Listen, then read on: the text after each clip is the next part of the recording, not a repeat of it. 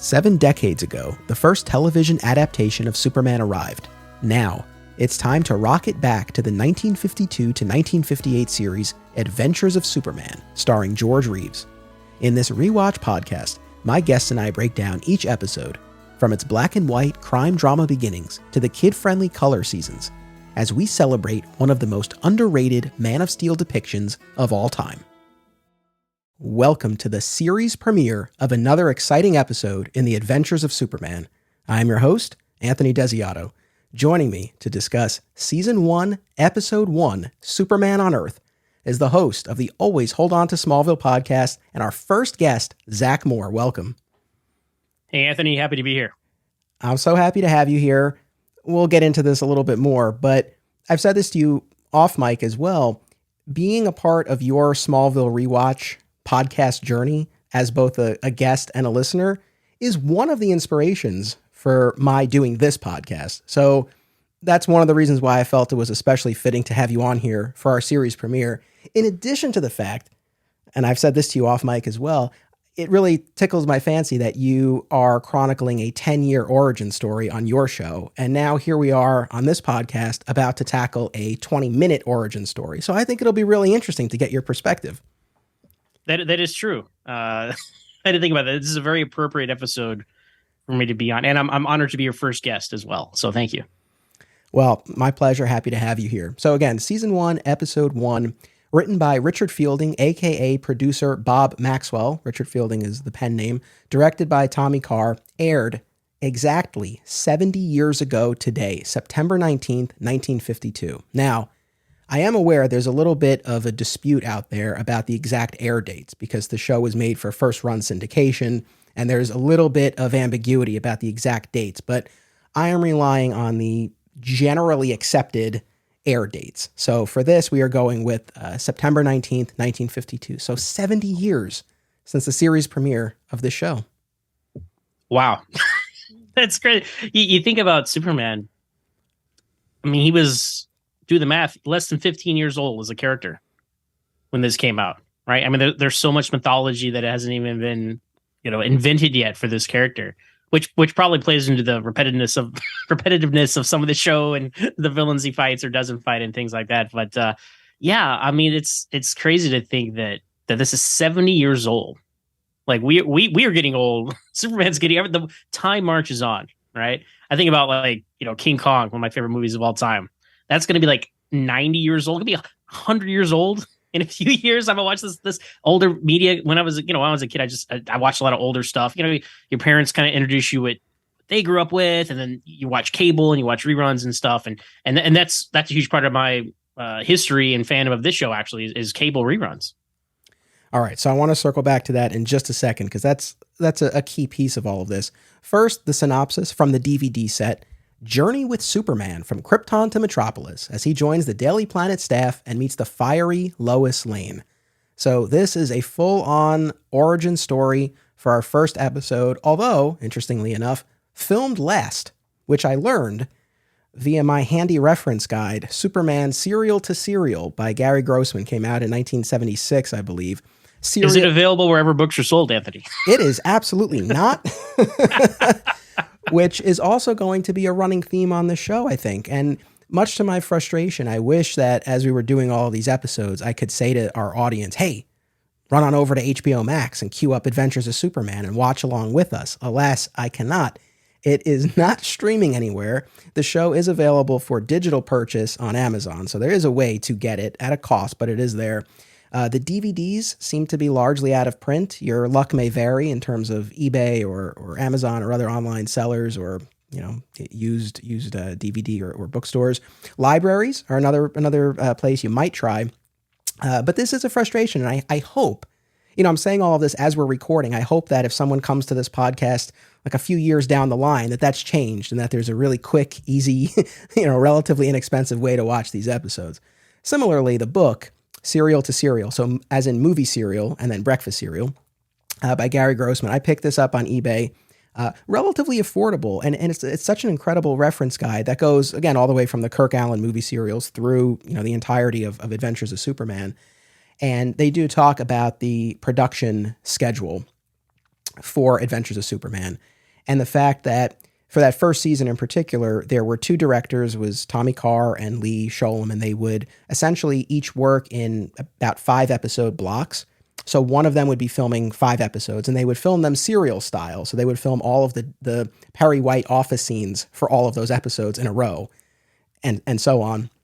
And it's efficient. It makes perfect sense. Very efficient, as has been, lamented by the actors, not always the most conducive to, keeping that narrative thread going. But that was how they would film it. And so while one director was filming those 5 episodes, the other director would be prepping his 5-episode block. And so according to this book, and I was surprised, Superman on Earth was the last one in this first batch of, not first batch, but in the season 1 production schedule. So there you go. That's interesting because, to jump a little bit ahead, right? Superman and the Mole Men aired last, was produced first, or is that wrong?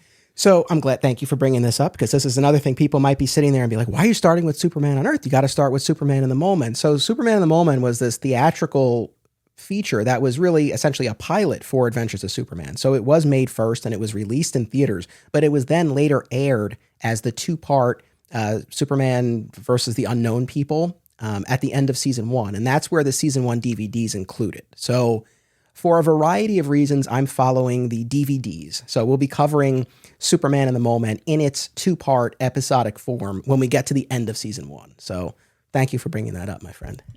I love stuff like this. As a Star Trek fan, like the original series of Star Trek, came out in the 60s, and the broadcast date order and the air date order, completely ridiculous. Like the second pilot, which has a mostly different cast, totally different costumes, of the original series, aired third, just randomly third. So, it's for Adventures of Superman. It's like, okay, this makes sense. You filmed your origin story, you put it first, and then like your big movie or whatever, that's your season finale. I mean, they didn't think in those terms back then, but to me, that makes a lot more logical sense than some of the other shows at the time. Like, because this is a very episodic show, obviously, and Superman on Earth is like really the only one you kind of need to watch in a certain order. Everything else, I don't think there's any continuity.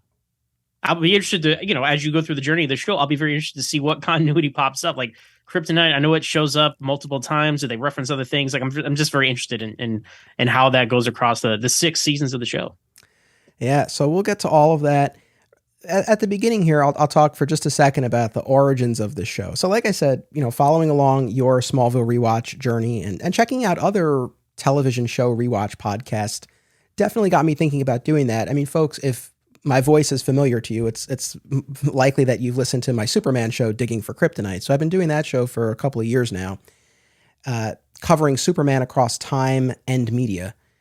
And in 2021, I devoted a couple of episodes to Adventures of Superman. And in preparation for those episodes of Digging for Kryptonite, I watched all of seasons 1 and 2 of the George Reeves show. So I watched both black and white seasons in their entireties. And then I watched, I would say, about a little more than a quarter of the color seasons 3 through 6. So I've not seen every single episode, but I've seen most of them, and I've seen all of the first 2 seasons.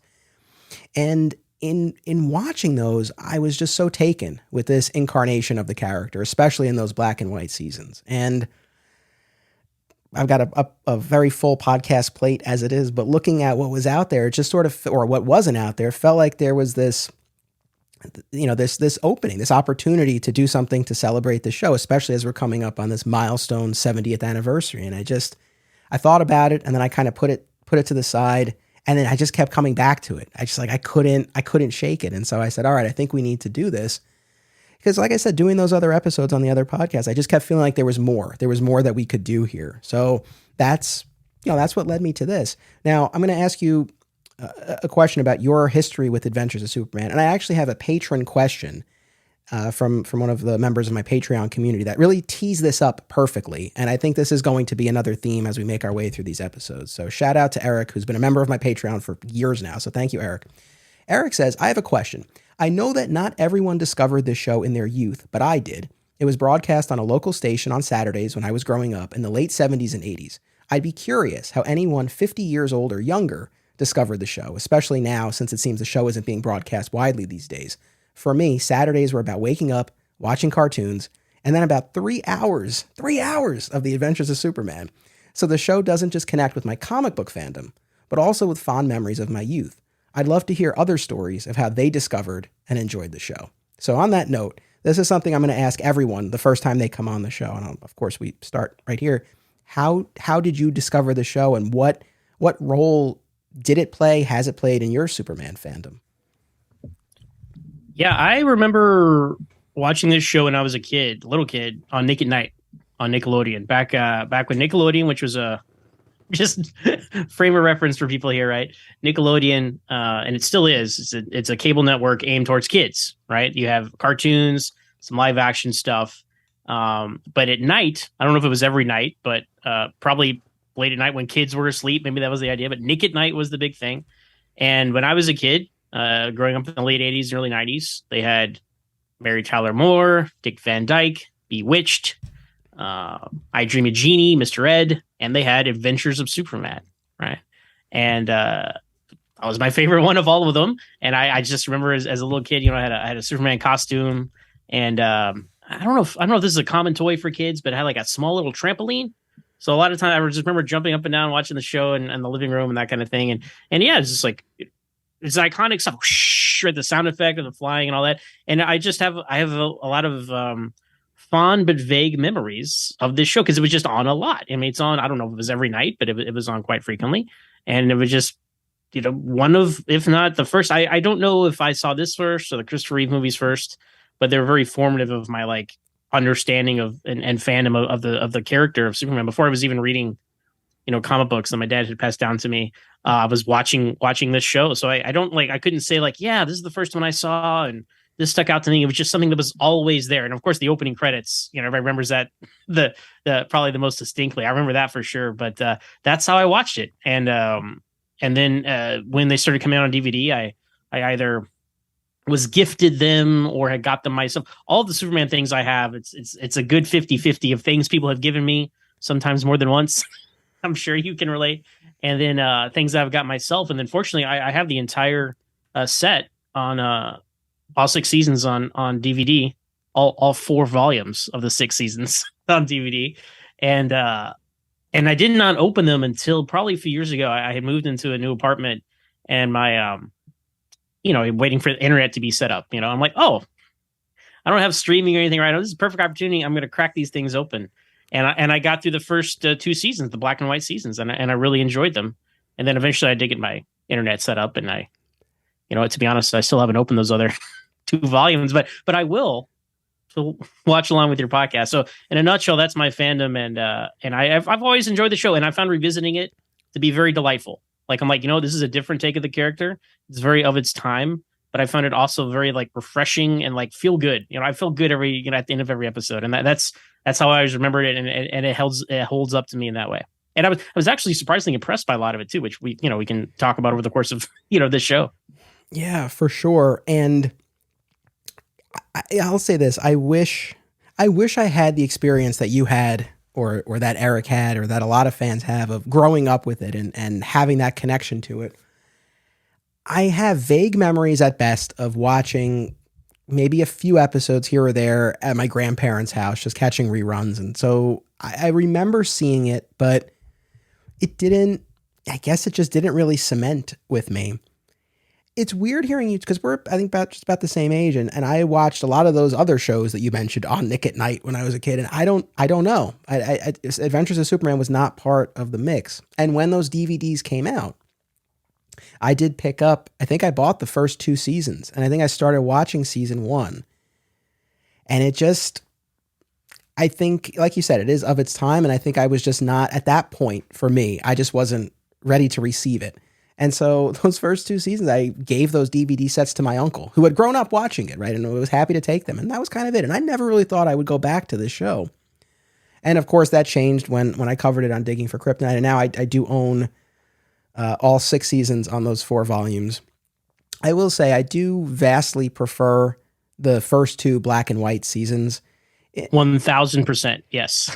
In those color years, it definitely became much more of a kid show and very kid friendly. And it lost that edge. Certainly the first season is pretty dark and violent. I mean, that's what I said when I'm like, impressed / surprised. But I'm like, oh, they went here with that. They went there with that. Like, you don't expect that kind of stuff for a a family entertainment show of that era. Yeah, exactly. Now, I go into all of these things with an open mind. So when we eventually get to those color seasons, hopefully everyone enjoys the podcast and we keep going and we get to those color seasons. And when we do, like, I'm curious. I don't know, maybe my opinion will change or I'll see it in a different light. But again, I don't have that deep long-term connection to it, but I have a lot of love for the show, and I'm excited to talk to people like you and others like you who do have that connection to it. I think it'll be fascinating to get your perspective on all of this. So that's a little bit of how this podcast came to be. So again, this is an Adventures of Superman rewatch podcast. We come out every other week on Mondays, and each episode will be covering an individual episode of the George Reeves Adventures of Superman series, and we'll give our overall impressions. We'll talk about it in the context of the rest of the series and the larger Superman mythology, and we'll give our scene by scene breakdown as best we can as we make our way through the episode. So I'm really excited. I hope people are enjoying this and continue to enjoy and come along for the ride. Make sure you subscribe via whatever podcast platform of choice you prefer, and I hope you become part of the conversation. You can follow our Digging for Kryptonite social media pages. There's the Digging for Kryptonite Facebook page, Digging for KR Pod on Twitter, Digging for Kryptonite Podcast on Instagram. There's also the Flat Squirrel Podcast Network Facebook group. And you could go to flatsquirrelproductions.com. That's my production company, flatsquirrelproductions.com. You can send a message. So I would love to hear from people. I would love to hear what your experiences are with the show generally and with these episodes. So please feel free to reach out, and I hope that you enjoy this journey that we are embarking upon here. All right. So let's, I guess, give our overall impressions of Superman on Earth. And I actually have one more patron question. And this one also, I promise these are not plants. These came in from the patrons. This question, I think, really tees up the discussion that we're going to have. It was certainly something that was on my mind the first time I did my watch of season 1. So this is a question from Brian. Brian says, while I always appreciate a retelling of Superman's origin, I'm surprised the series started out with it. Do you think it was a good way to start the series, or would it have been better to start in the middle of the action with an established character? So I'll toss that to you first, Zach. What do you think? Was this an appropriate way to I mean, I think, it certainly makes sense, but do you think there might have been equal or better value in just kind of like launching right into an established Superman?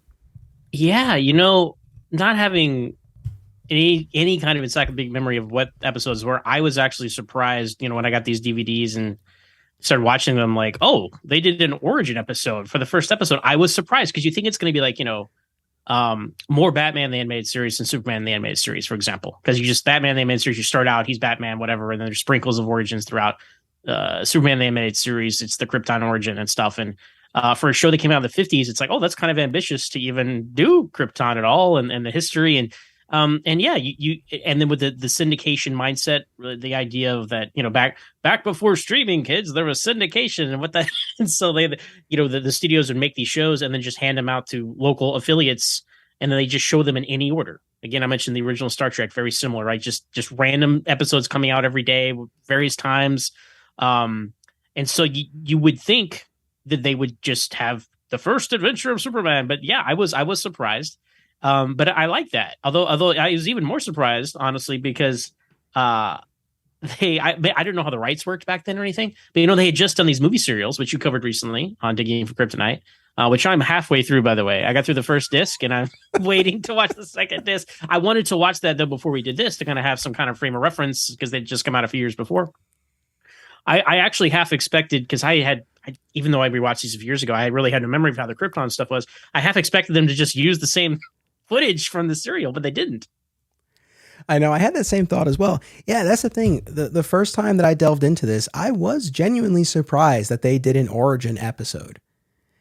For all the reasons that you just said, and going back to the Kirk Allen movie serials, I guess this cuts both ways, because on the one hand, I think to myself, well, they just did the origin like a few years earlier. These were the theatrical serials. So they're out there in the world. Like, it would have, if the show felt like, okay, people have seen this on the big screen, we don't need to do this, that would have made sense to me. But I guess the other hand is that there's now a template, like a live action template for doing this, right? So, there's some guidance, I guess, that they could sort of follow. So on the other hand, I guess like it makes sense that they would.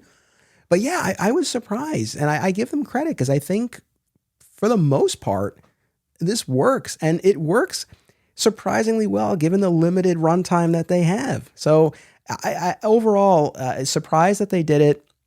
I'm glad that they did it. It certainly gives us, an interesting angle to explore here. So I'm glad that they did it. It's funny too. So my buddy Rich Roney, who grew up, he's in his 60s. He grew up watching Adventures of Superman in the 60s. So he was watching reruns, but he grew up watching it, and he's told me the story about how he never saw Superman on Earth. Like, he missed it when it aired, and, totally different time. You couldn't cue it up whenever you wanted. And he tells a story of being on the playground at school, and some kid was like, "Oh yeah, like I saw the origin of Superman." And he was like, "What?"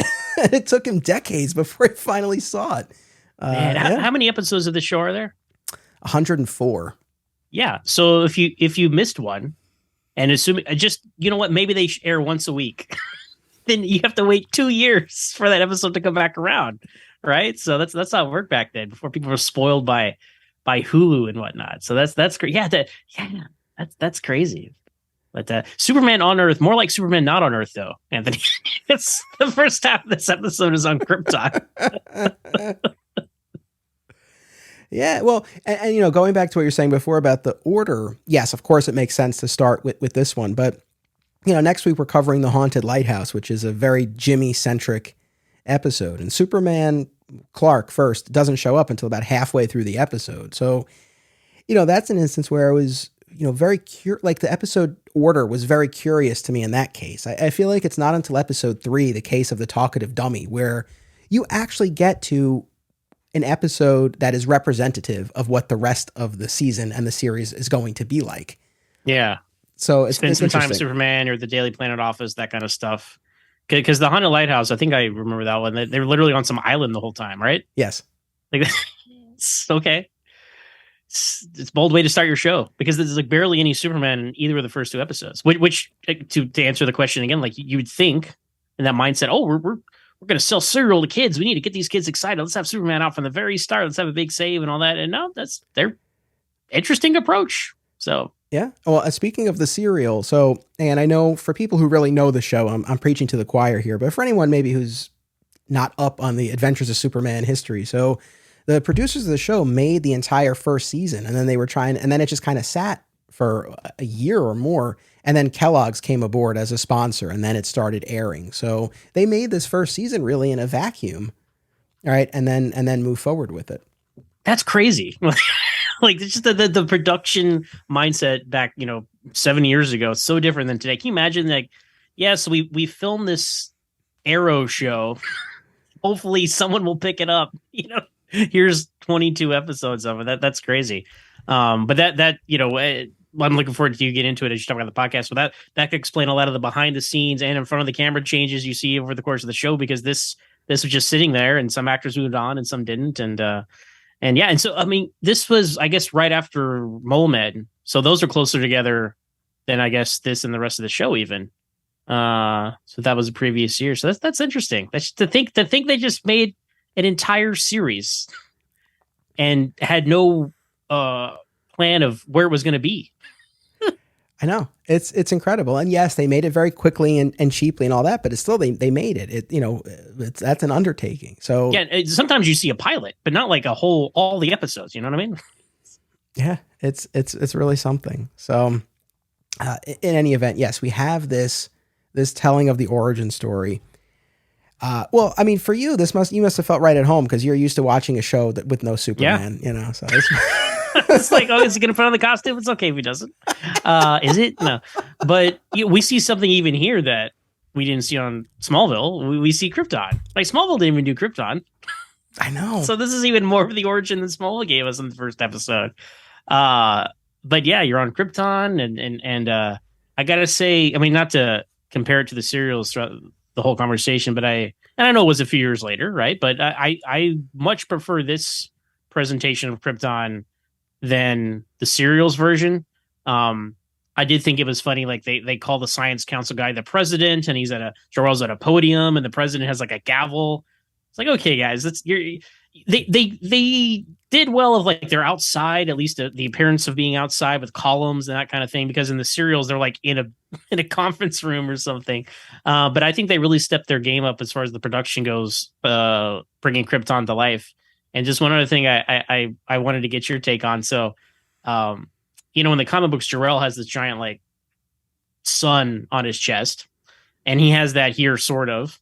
And it's interesting, but you pan over all these other Kryptonians and you see different symbols, and like they were so close to where they actually got in Superman 78 with like where the S is the House of L symbol, and then everybody else has different symbols. And I always thought like that was invented there, but I don't know. Like you see these people with these crests on their chest, and like maybe that was part of the thinking here. I don't know. That's where my mind went seeing all that. So that's fascinating. Like, I feel like you're giving them more credit because, so my understanding is now, in addition to serial, I also do consult IMDb trivia. And so it appears that the costumes that they were wearing were borrowed from other movie serials of the day, including Flash Gordon and a bunch of others. That makes sense. So yeah. I think it was more or less random, but I don't know. We can maybe retroactively look at it and say, hey, this was, representing the different houses on Krypton. I'll go with that, man. I'm all about it. I'm all about the headcanon. So that's where I am. We'll go with that. So, in a second, we'll take a commercial break and then we'll do our scene by scene and all that. But, big picture, I mean, did you find this episode effective? I mean, they have to cover a lot of ground in a short period of time. Do you think they did it well? Did they do the origin story justice for you? I mean, I feel like they did, considering the character is only 15 years old at this point, or more or less, right? They covered all of the beats. Like they covered Superman's dad being a scientist who was laughed at and ridiculed and couldn't save the planet, had a plan. They had to send him to Earth. They meet the kids. He grows up on the farm. He talks to his mom about why he's different. I'm like, the kids die. He moves to Metropolis. He gets the job of the planet. I'm like, this is a very satisfactory Cliff Note version of the origin of Superman.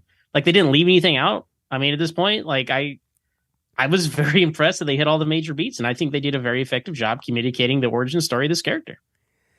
Same here. You really have to give them a lot of credit for how efficiently they covered everything, but they hit all of the major beats. And what's so funny to me is I was thinking about all of the other on-screen tellings of the origin that we've gotten. And Superman the movie and Man of Steel, these are feature-length films.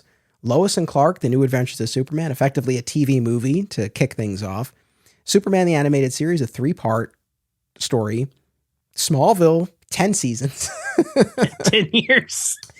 Even the serials, it's a few chapters in before everything is really set up and he's Superman and Clark is working at the planet. So, I'm hard pressed to think of certainly when it comes to live action, something that actually took the time to tell the origin story, but had such a compressed period of time in which to do it. So yeah, I'm very impressed with what they were able to do. We'll get to it. There were a few things that I thought could have been executed a little bit more efficiently. And it's not even a matter of effects or anything like that. There's more character beats where I was like, they could have kind of smoothed that over a little bit better. But in any event, overall, man, I'm very impressed with what they were able to do. It's kind of amazing, really. It really is. I think you have this mindset about something that's 70 years old, and it's like, but I'm like, no, man, they knew what they were doing back then, right? I mean, even got to give them credit that they hit all those major beats, like you said, and you mentioned, it's funny you mentioned Lois and Clark. They didn't do anything Krypton related, right? Or Smallville. I mean, Clark Kent shows up and stops a bus and he gets the job, and that's what that show was all about, right? But this show is also all about that. This show is not about Krypton or Smallville or anything, but they felt the need to do that. And maybe Lois and Clark thought, you know what? People remember the movies and this and that. We don't need to go into that. And they took a different angle. But here they went for it. And I really respect it. And hey, look, speaking of Lois and Clark, it's Lois and Clark, The New Adventures of Superman. So, that show is calling to mind this original version. So yeah, absolutely. It's right there in the title. I feel like, for Superman fans, but I feel like even more so for the public at large, I know the Christopher Reeves Superman the movie, that looms very large for so many people, and justifiably so. But, again, one of the reasons I wanted to do this show is to really, do justice to Adventures of Superman, because this really, for generations of fans and for a long time, it's decades before we'll get to Superman the movie, this was out there and it was exposing a lot of people to the character in a way that made them fans. Well, I think that's an excellent point because, I talk about Christopher Reeve being like the once and future Superman and just his quality performance aside, he was Superman from 1978 till like on the big screen now, right? To like 2006. And even that was a continuation of his character. So that stretches it out even further. So he's like the guy forever. George Reeves, right? The show came out in 52. Yep. 52 to 58. So 52 from 1952 to 1978, right?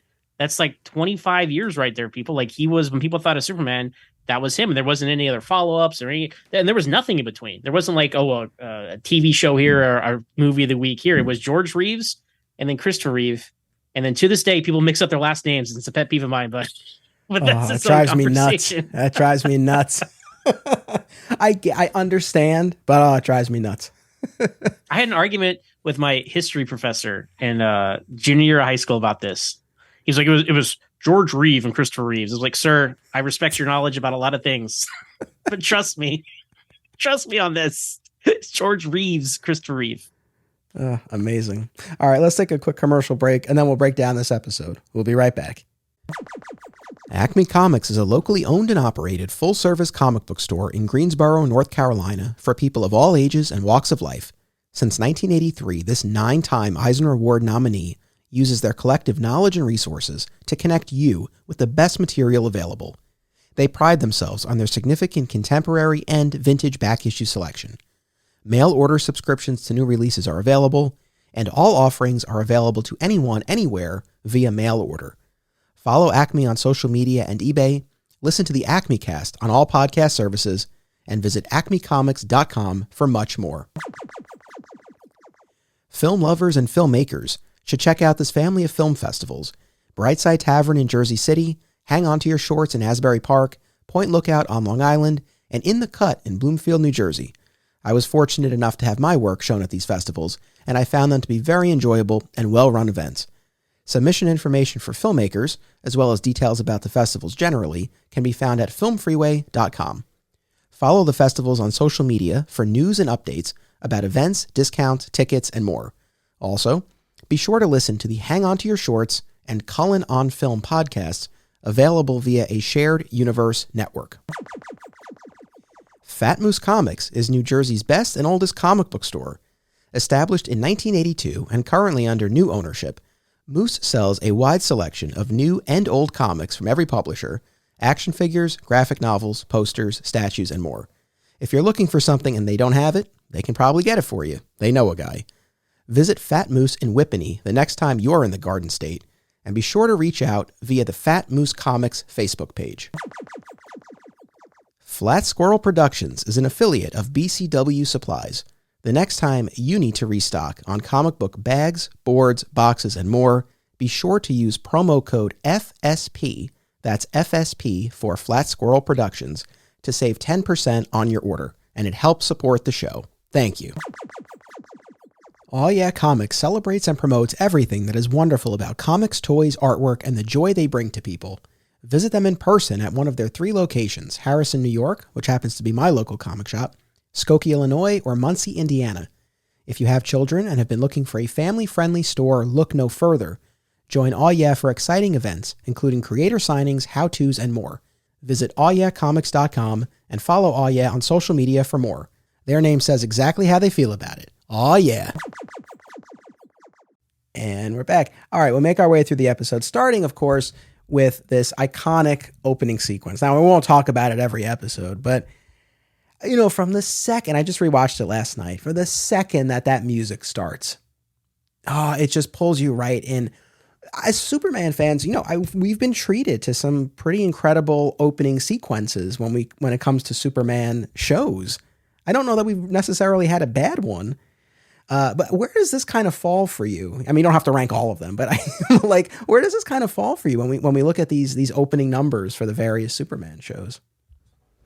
Well, obviously Smallville's first, but I got to say, this is iconic, right? I mean, this monologue which is itself is a riff on the monologue from the Fleischer cartoons, right? A lot of the same beats they hit on, but faster than a speeding bullet, more powerful than a locomotive, able to leap tall buildings in a single bound. I mean, that's the reason that line's in there, is because that was from the Fleischer cartoons, technically before he could fly. That's kind of vague, I guess, but people know that. People don't know Superman. They know that. People say that all the time. This is quoted often too many times in like cheeky dialogue in like Smallville, for example, right? But people quote that. People know what this is, and it just strikes me like, this. They have a gun like rotates and points right at the screen. I'm like, that's pretty hardcore, especially for the 50s. I think it's pretty in your face, and folks, forgive me if I'm off here, but I think the radio show too, right, utilized the same or similar verbiage as well. So, you had this stretch with the radio show, with the Fleischers, with Adventures of Superman. There was a lot of consistency in terms of that. I think in terms of that messaging. But this opening sequence is kind of the other reason, just to go back for one more second to what we were saying before, which is I feel like this opening sequence does such an effective job that it's another reason why I think they would have been okay, to Brian's question earlier, not doing an origin story. Because I feel like this opening sequence, it gives you everything you need to know about the character, really. So again, if they had not told the origin, I still think this opening number would have been sufficient to, get everyone up to speed. So it gets you pumped up, it amps you up for the episode, but it also gives you all the information that you need. It's amazing. It's the equivalent of, in the Arrowverse, when they started, because I know they changed the intros after Crisis, but my name is Oliver Queen. I'm 5 years in hell. I've returned home with one goal. Like, it's okay. I know who this character is, right?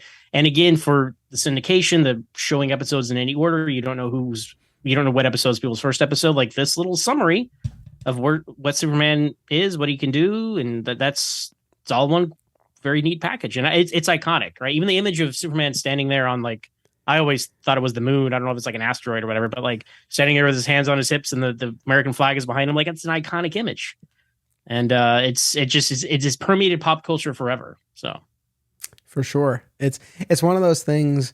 I mean, look, watching it on the DVD, you don't have the option of skip intro. You would have to literally fast forward. But even if I had the option, I wouldn't. I would always watch that, just like the Smallville one as well. That is my favorite as well.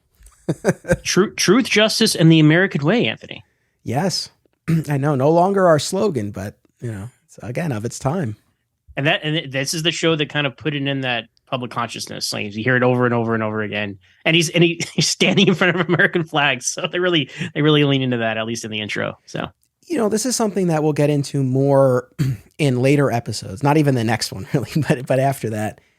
But this first season, like we were saying before, there's an edge to the show and to Superman. I mean, this is not the more paternal Superman who you would get later on in the show. I mean, this Superman doesn't have a ton of patience, and, he mixes it up. I mean, he engages in fisticuffs with the bad guys throughout the season. It's, and you see that change as the series evolves, and certainly in the later seasons, there's barely anything more than a little karate chop to the back or, clunking their heads together. But it's in this first season in particular, this Superman is very dynamic, kinetic, is really mixing it up, and it is, very much harkens back to that golden age, champion of the oppressed. Not that we're necessarily getting into those issues per se, but he's really this, like scrappy fighter, for lack of a better description. So, and I love that. I like different flavors of Superman.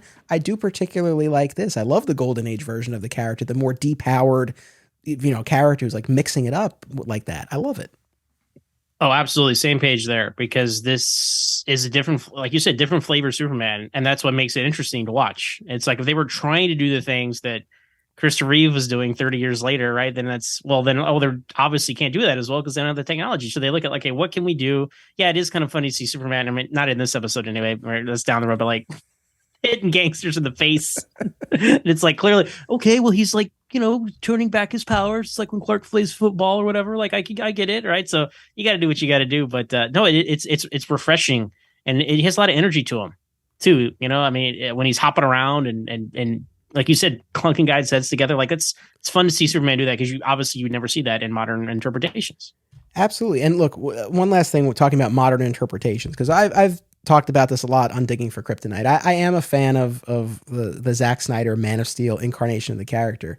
And that was a character who engaged in a lot of introspection and had a lot to do to reconcile his place in the world and who he was going to be and all of that. And I like that version of the character, but I also really like this version, who's a very uncomplicated depiction of the character. He's just Superman, and this is what he does. And I like that too. I mean, like, that's the thing that's so cool about being a fan, as you well know, that you can get these different takes on it, and they work, especially in terms of the time period that we're talking about and the audience that they were meant to serve. And so I think that this George Reeves take on the character was perfect. It was what it needed to be at that time, and still holds up great.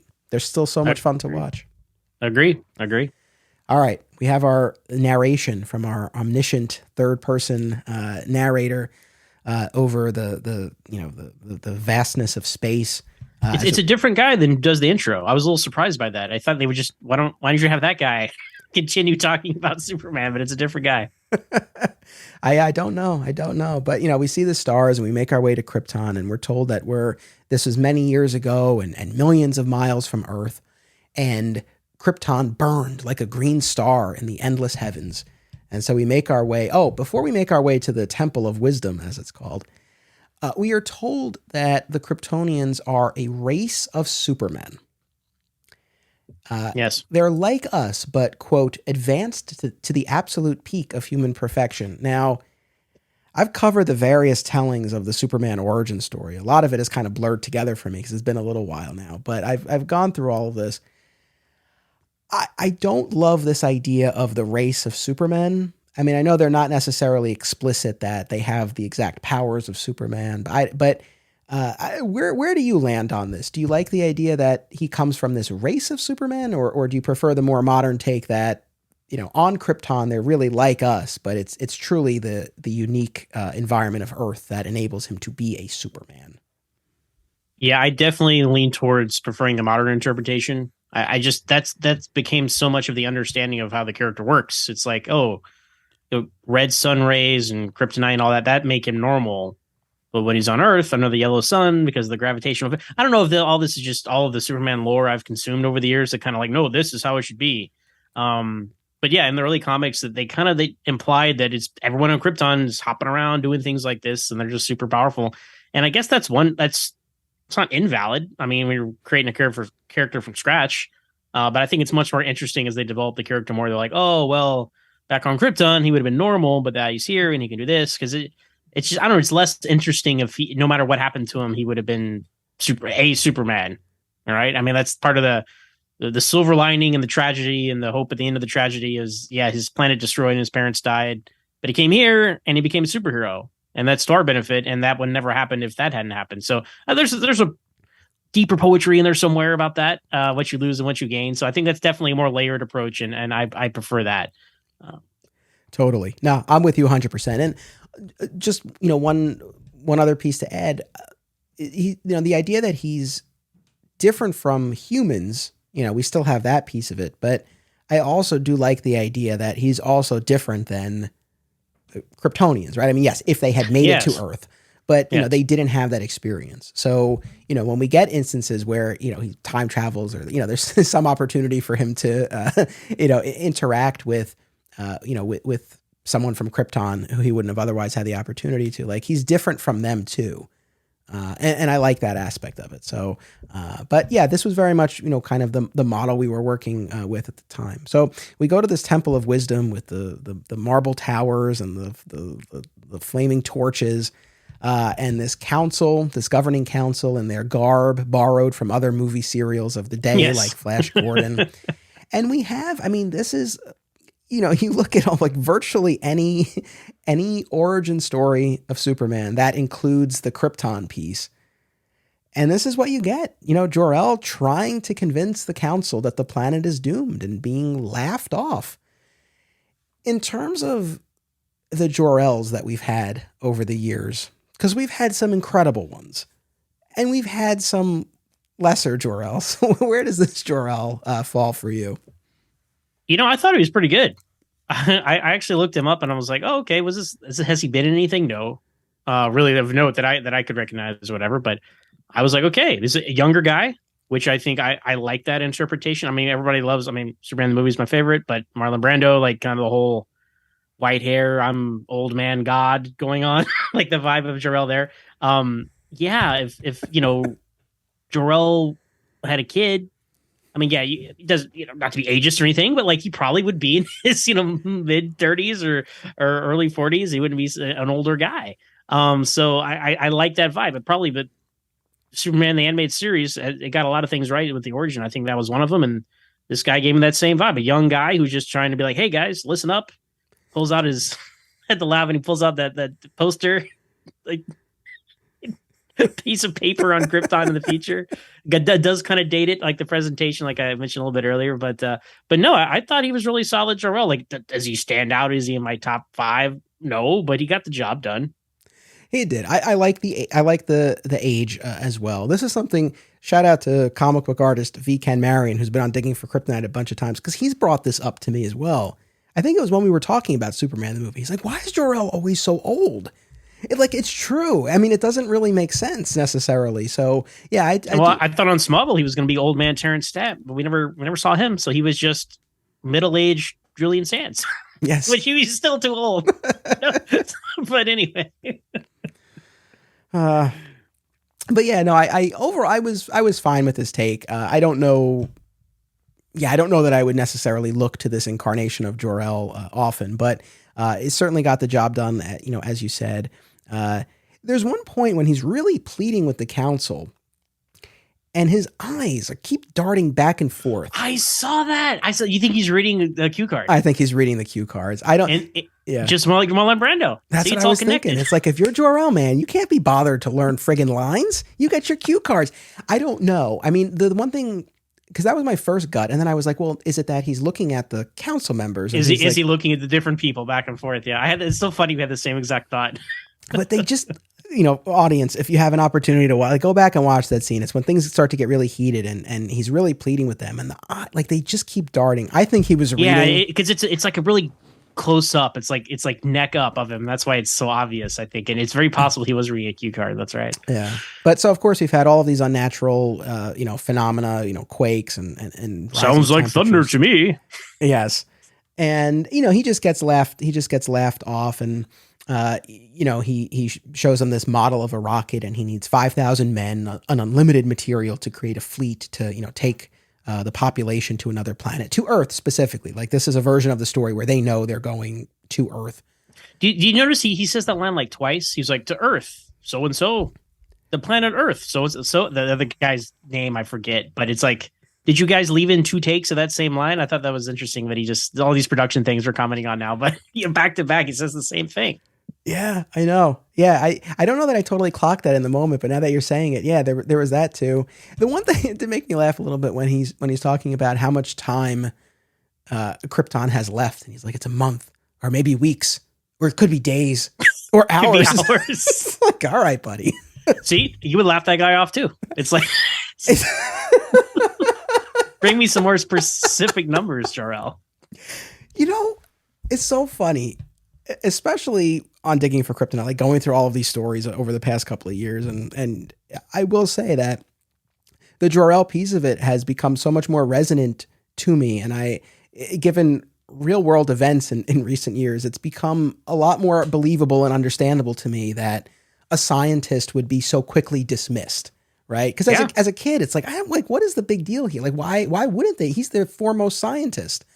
Mm-hmm. But now we've seen instances where people don't want to believe. So that you live enough life, and you look around, you're like, ooh, this hits a little more on target than you might have thought when you were a kid. Well, everyone trusts scientists. I don't understand. I think that, you know what? And having this conversation now, talking about the age, I think the age kind of plays in too, right? If he's a younger, up and coming scientist, and all the older guard, the old generation are like, no, young man, you're just mistaken. I think that helps play into why they perhaps shoot down his theories, because he's like just a boy genius or whatever you want to call it, right? And they're all just older and more seasoned, and that's another layer to it. That's such a great point. I love that. Yeah, that might help account for it. So he's quickly dismissed. I know they probably look at him. He's like, he wants all these workers. He wants unlimited material. He can't even give us a reasonable, specific time frame on when this is all supposed to happen. It could be any minute. Yeah.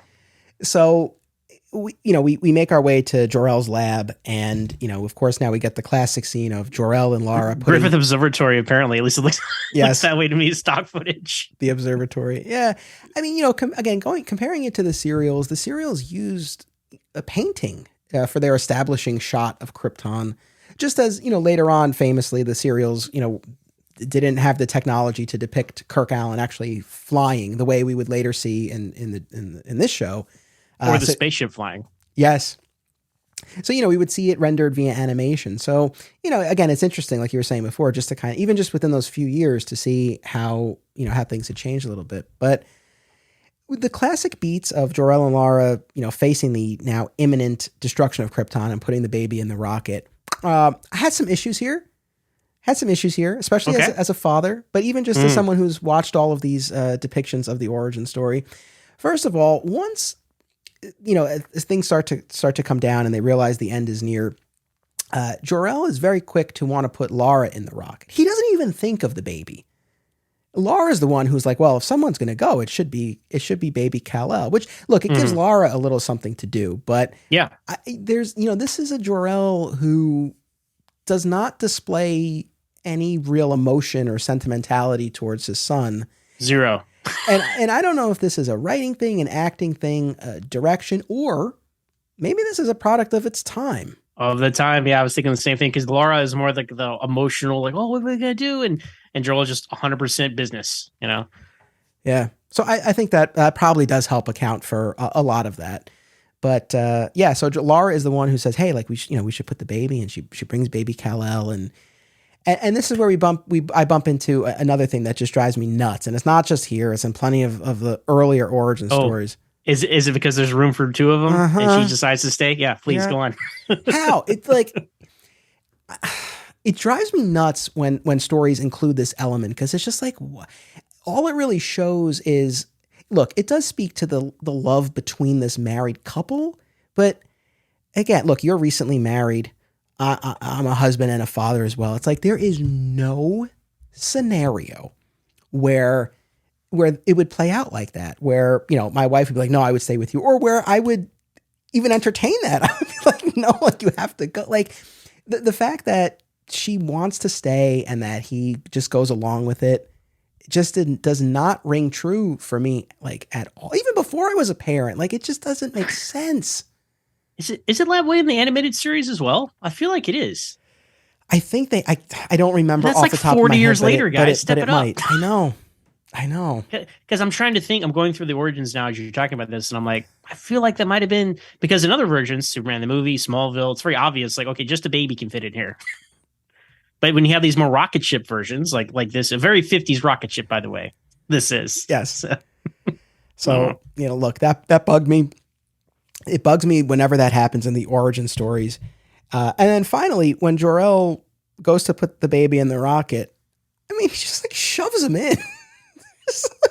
There's nothing gentle about it. And I know it's a very heightened, moment there, but just like shoves him in. Goodbye, my son. He's not quite Russell Crowe or Marlon Brando, is he? He just.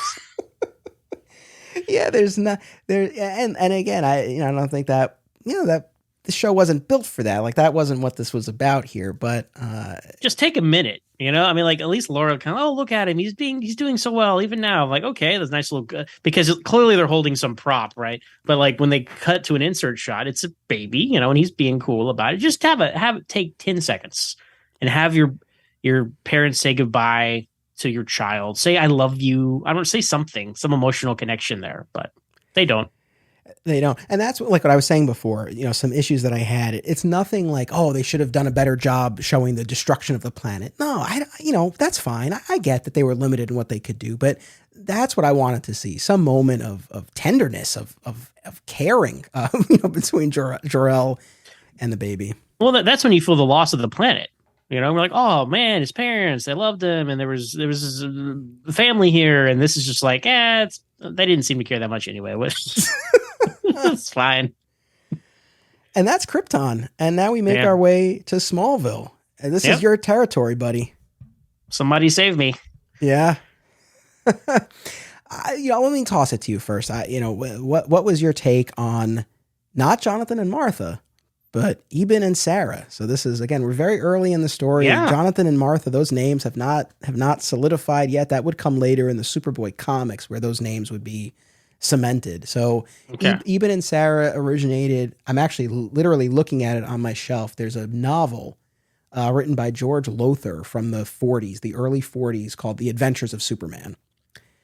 And they were given those names there. In the serials, I believe it's Eben and Martha. So I think there was Martha there. There was a slow evolution. Yeah. So this took a little while. But here we have Eben and Sarah. So we meet them as they're riding in their car. I mean, like, what are your impressions of Eben and Sarah?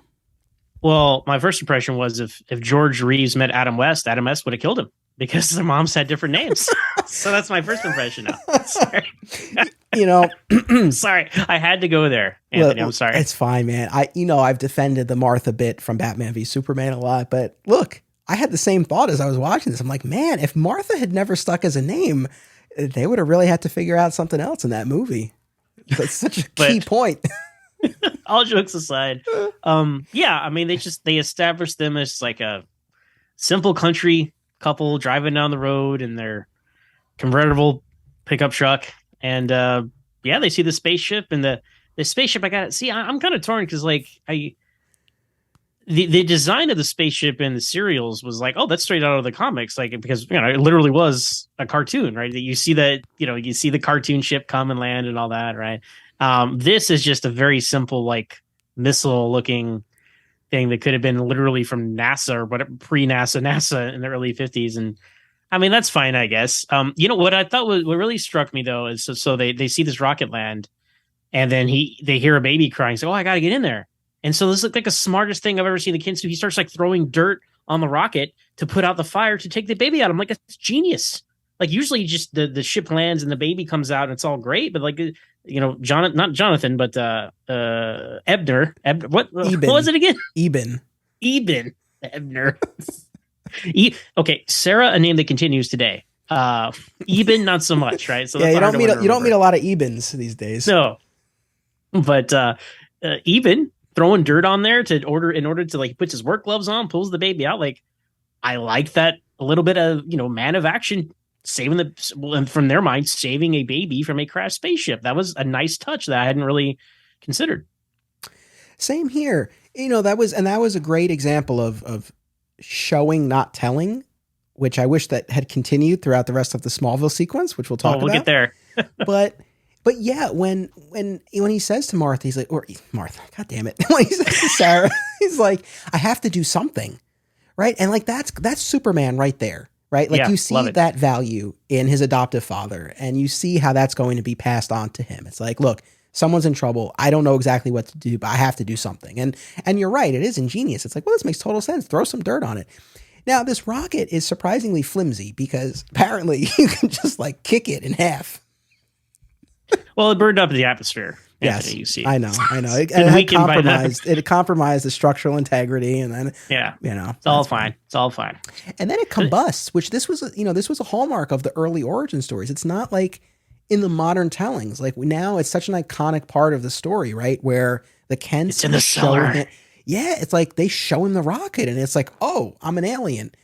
And I love that. I love that piece of the modern story. I think it works so well. And obviously Smallville, did. Smallville and Man of Steel, both very effective scenes. Absolutely. Yeah. So. It's like you have that ship, and it's just a way to really show him. But because when it blows up, they're like, well, now no one will ever believe us. I'm like, well, what are we going to tell them anyway?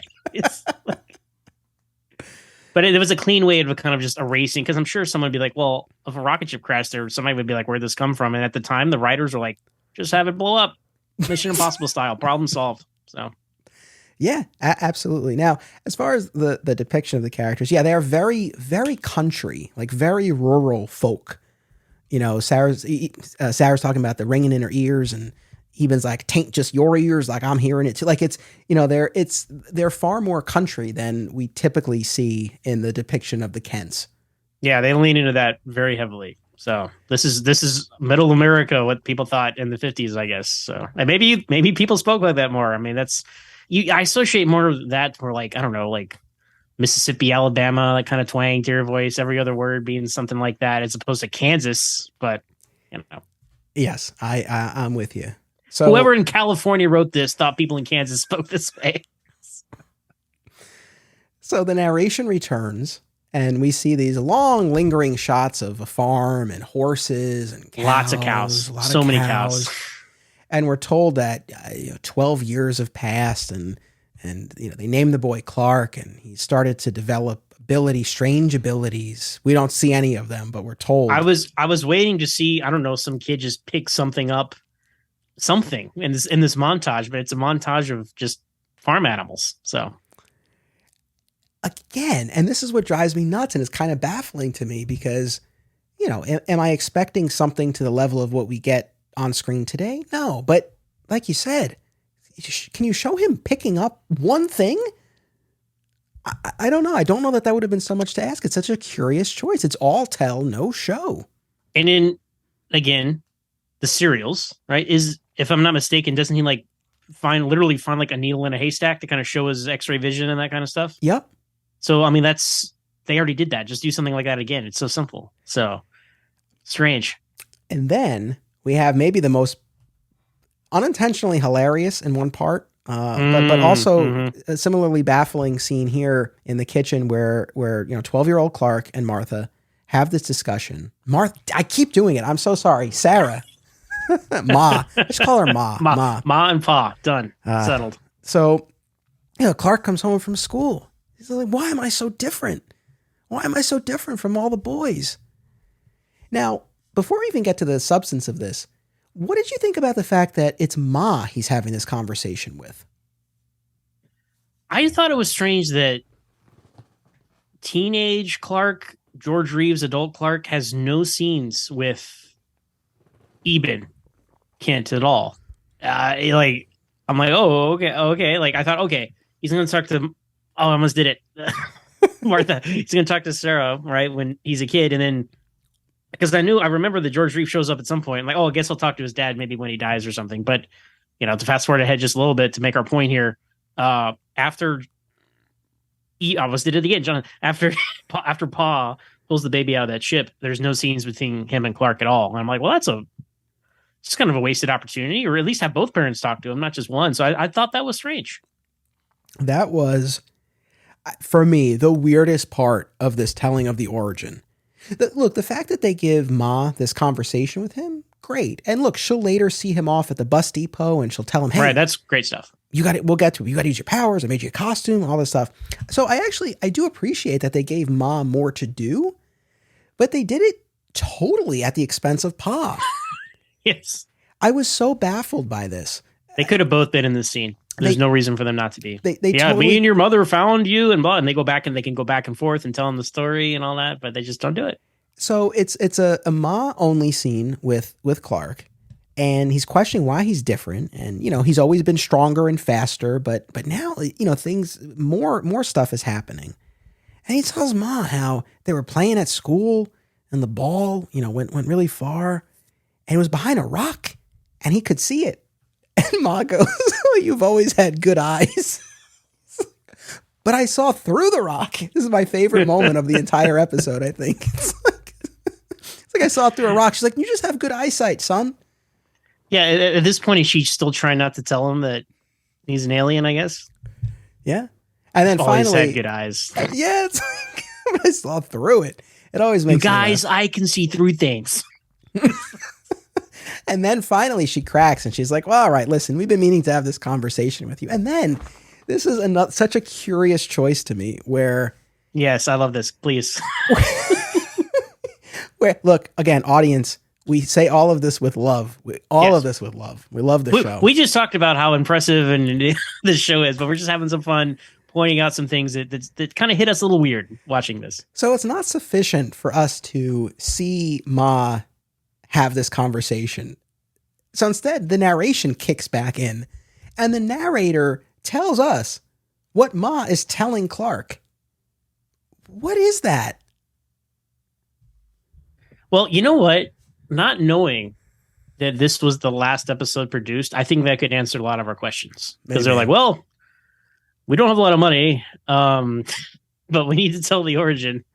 So let's have a lot of stock footage of California and cows, and we'll have some narration, and we'll have some dates fly by to kind of show a montage that's coming up next year. And I'm like, oh, see, that to me that makes sense. They're like, okay, where can we, you know, cut some corners budget wise, perhaps, and that kind of maybe that's where a lot of this awkwardness comes from, because the narrator's like, Ma told young Clark about all the things you literally just saw 5 minutes ago. And I'm like, okay, we're gonna. They're like, I thought for a second they're gonna flash back, like show us what we just saw. I'm glad they didn't do that. But yeah, we just kind of stick on teenage Clark like listening, and then we see calendar dates fly by, which kind of threw me off. I was gonna ask you, like, how old do you think Clark is at this point? But they kind of answered in a couple scenes later. But they start with 1926. I was like, oh, well, if he's 12 in 1926, then he landed in 1914. But no, that 1926 was actually took place before the scene we saw. So that kind of smoothed itself over, because I did some math. I'm like, well, Clark is like 38 when he goes to work at the Daily Planet, but that's the numbers threw me off there. They shouldn't have put the 1926 there, is my point, Anthony. So in this montage. I had the exact same thought and went through the same calculation you did. I was like, wait a minute, that doesn't track. So yes, the 1926 refers to when they found him. And we know this because then when we get to the next scene, Ma and Pa are getting ready for the 25-year anniversary of when they found Clark in that rocket. And Ma's been a cooking and a cleaning as we hear. And it's just a Ma and Pa scene as they're, she sent Clark out on an errand, right? So they can surprise him when he comes back. And they're talking about how it's been 25 years. So it's just a Ma and Pa scene. And Pa remarks, 25 years. Doggone it, 25 years. And instantly dies. Just collapses. It's one of those things, look, as a Superman fan, you're watching Jonathan Kent and more likely than not, at some point, this guy is going to clutch his arm and drop. And it happened, it happens here. Now, like you said before, and I think this to me was really the failing of this episode. It doesn't ruin the episode, but it's the main thing that really just I felt like such a missed opportunity, where there's never any scene between Clark and Pa. And this felt like this would have been the time for it. Some sort of teary farewell, anything. He's going to rush in and see him dying, and they're going to have a moment. And it doesn't have to be the most heartfelt thing in the world, but just some sort of acknowledgement, exchange. But there's zero. There's nothing. Look, on Smallville, when Jonathan goes down, you get the scene with the three of them on the farm outside. There are no words exchanged, right? Jonathan just looks. He just looks at Clark and he looks at Martha, and that look told us everything we needed to know. And it's such a powerful, It's brief, but it's so powerful. And, this is a tangent, but it's okay.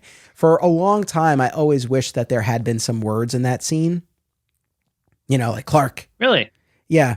Like, Clark, this is what you need to do. But as I've gotten older now, I look at it and I'm like, no, there's something really beautiful and powerful about the lack of words there. Like that look really conveyed everything. They had 4.5 seasons at this point to communicate all that stuff, right? So I think that it was I found it very appropriate that there weren't any lines. It would have felt almost to me like too much. Like, okay, we're going over things we've already gone over at this point. If it happened there, it was very poignant to have no dialogue, I thought, and that worked really well. So, but yeah, that's none of that is to be found here. No. So, next scene, we finally see George Reeves as just in the background. Like no entrance, no fanfare. He's just standing in the back of the room in the corner, like in his shirt and blue jeans. And I guess Clark I guess he was just going to work on the farm. He's 25 at this point. Yeah. So he's just standing there. The doctor comes out. It's like, I'm very sorry. And we know that that's it. And Ma says, oh, he was a good man, a good husband. And Clark says, and these are his first words, and a good father. Side note, George Reeves looked great here. Look, for those of us who've, know the real life story, as the show wore on, you got to see his physical deterioration on screen. But in these early seasons, man, he was young and he was very, more very fit striking, and very vibrant. And what's also funny too here, not funny, but you see him in a different way than you do in the rest of the series. I mean, in virtually every other instance, and maybe we'll track this as we make our way forward through the series, but he's either in his suit or he's in his costume. this is a rare instance where, like you said, he's in his, his, farm gear, farm outfit. No glasses either. No glasses. Yeah. Yeah. But the same hairstyle. Yeah. and to your point, I think this lines up with the movie serials as well. Because, I mean, one of the unintentionally hilarious things to me of the movie serial is when, Kirk Allen's Clark is, in the living room with the parents, and he's, in his suit, and he's just reading. And like Ma and Pa kind of nudge each other, like, "Are you like, have a talk with this guy, son? You got to do something, buddy." It's like, well, see, this is definitely an improvement. Even though even though in the serial he did have scenes with both his parents, so credit to that. Here, like, he looks like he was working on the farm, right? He had his, like I said, his blue jeans or whatever shirt. He's kind of wearing work shirt. And the serials, he's wearing his 3-piece suit. Read the newspaper, like, what are you doing here on the farm? Like, anyway, neither of them perfect, but I prefer this. At least I can imagine, Clark's just working on the farm because his family were farmers and whatever. And as opposed to who knows what he was doing or what his plans were. Because in the serial, it's like, eventually the kids died and Clark moved on. I'm like, oh, okay. Like, at least in this one, we get to see, Pa pass away. Clark says bye to Ma. Like, those are big moments, and I'm really glad we got to see them instead of just having narrator guy come on, which this episode is very prone to do. Narrator guy did not come on and tell us all that. Agreed. And I don't mean to keep beating up on the serials, but you bring up an interesting point. I know with the suit, with him wearing the suit, there's nothing to support this, total conjecture, but you wonder, like, what did he refuse to do farm work? Was he, like, what was he doing? Like, I kind of wonder, what was that dynamic really like there on that farm in the serials? We're looking so far into something they were probably like, oh, we don't have another costume for Clark. We'll just have more of the suit. Like, I guarantee that's the extent of the thought put into the production of that show. As a side note, I am also doing this Power Rangers podcast now, Summoning the Zords, if there are any Power Rangers fans out there. And it's a similar type of thing where, I'm watching these old episodes that I watched as a kid and that were really made for kids. And, I'm having these thoughts and these questions about, like, well, what sort of in-story explanation could we have for some of these things? And it's like, I know I'm thinking way more than they did at the time, but it is kind of fun to play those games. But that's why we're here. That's what we're here for. So we get to the bus depot and Ma is showing Clark off. And, again, this is another instance where I wish that Clark had more agency and had expressed almost anything, really. Like, it seems like he was content to be a farmer until Pa died. And then, I don't know, Ma just seems to, like, kind of usher him out. She's like, listen, you have a great responsibility. I made you a costume out of your blanket, right? And going back to them finding him in the rocket, they remark that the blanket is not even scorched, right? So we're establishing that the materials he came to Earth in, they're very strong as well, and that will be his costume moving forward. Subtle thing. I do like his mom's telling him this, and he's like, "Yeah, I know." Like, you know what? That's perfect, because obviously she's communicating information that the viewers need to know. But it's always funny to see in TV when people are like, "Well, as you know, you do this." Like, yeah, I know, right? But that is something like your mom would tell you, and be like, "I know, Mom." It's like I don't know, subtle, but I liked how just that little thing was like, "Oh yes, Clark has heard this story before." And his mom's telling him again because she's, I was extremely subtle, but to me that made that work much better. And they even established that Martha made the suit here. That's fantastic. Superman the movie doesn't even do that. Even though he has the blankets in his backpack when he goes up to the Arctic, it's always very like, did she make the suit before or after? Who made that? Like, right here, Mom made the suit. My mom made it for me. I love that from Superman. Smallville did it too. Martha made that Superman Return suit, believe it or not. So just a little thing here. And I found this a very this is the most emotion you get in this show, right? Yeah. Because like, she's like, oh, you go on, so-and-so's going to move in, and some family member of hers, her cousin or something's going to help move in, and she's going to be fine. And Clark's like, okay. And he goes off and he looks back and she looks back and she looks happy. And then she looks kind of sad when he leaves. I'm like, oh, this is like a leaving home. This is a big, like, hero's journey, like, marker, right? When you have to leave home like that. And that's, and as opposed to the serials where they were just, and they both died and Clark moved to Metropolis. Like, this is like, oh, you have to say goodbye to your mom, much like Superman the movie, an incredibly emotional scene when they hug in the field and all the sweeping music and the visuals and all that. And this is, this is not that, but this is as close to that as you get in this episode. And I really gravitated toward this and appreciated it. Well said. I think it's a very resonant scene. And, it's interesting. I thought about this, and I talked about this when I covered Superman the movie. Do you ever, like, watching the rest of the episodes, to the best of my knowledge, I don't think that Ma is ever even referenced. I'm almost positive that we never see her again, but I don't think she's even referenced. And I talked about this in the context of Superman the movie.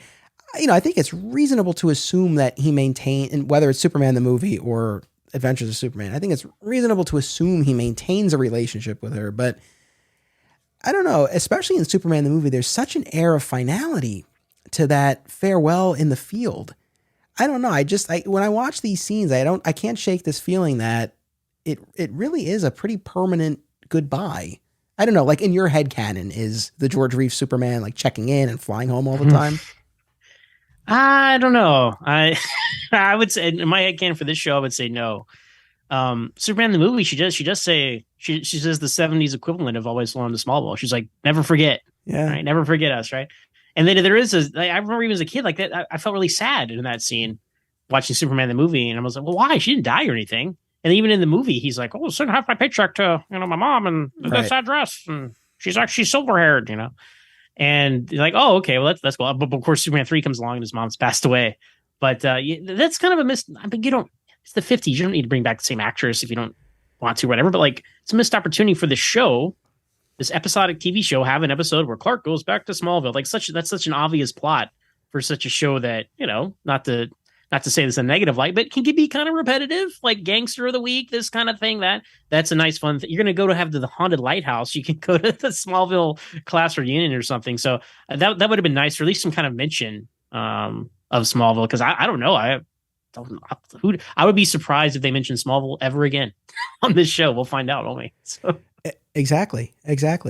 So now we make our way to the third and final setting here for our origin episode here as we make our way into the final leg of Superman on Earth, and we're in Metropolis, and we see the cityscape, and we get the title card telling us we're in Metropolis. You get the title, very important title card. I don't know, had no title cards up to this point. They really wanted to hammer home we were in Metropolis, and we get narration, and we are told that Clark, quote, has resolved to keep secret his Superman identity and to adopt a pose of mild-mannered timidity as Kent. He hasn't even become Superman yet, but he's decided to keep that identity a secret. As not even Clark Kent, he just says Kent. As Kent. Like, okay. Yeah. This thing stuck out to me the most, right? It's I understand what they're trying to it's like there was a stage play of Superman, right? You get George Reeves walking along, right? He's got his suitcases and he's in his 3-piece suit and his fedora. And he's looking at these buildings. He's superimposed over these other buildings. And then he pulls out his glasses and puts it on when they talk about timidity. But what's so funny is it's just him shuffling left and right and left and right and left and right. Because when you film someone who's supposed to be walking and they're not moving, you put them on a treadmill. So you can see that their legs are going forward. But clearly just had him shuffle left and right and left and right. And to me, it's the funniest thing in the funniest thing in the episode. Yes, that I did clock as well. And we're told that he seeks a job as reporter on a great metropolitan newspaper. And that, of course, brings us to the Daily Planet, where Clark is waiting for this appointment with Perry White, of course, played by John Hamilton.